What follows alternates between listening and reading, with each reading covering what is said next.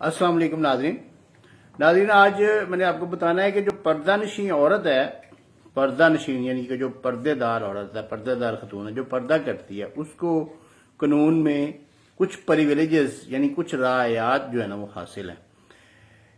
एक तो उसकी जो शहादत है, सबसे पहली बात तो यह है कि जो उसकी शहादत है ना वो अपने एजेंट के जरिए शहादत अपनी जो है ना वो कलमबंद करवा सकती है। उसका खुद कोर्ट में पेश होना कोई जरूरी ना है।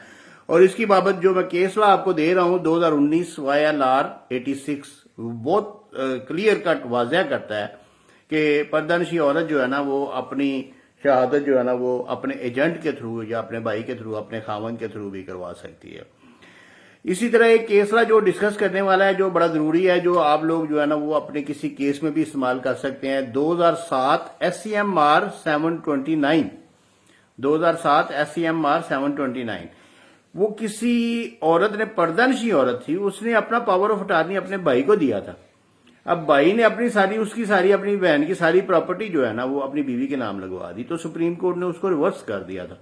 ये केस पढ़ने वाला है, बड़ा मजेदार है। अगर मेरे को वकील भाई हैं, वकील दोस्त हैं, तो वो इसको स्टडी करें, स्टडी करके तो इसको इस्तेमाल कर सकते हैं।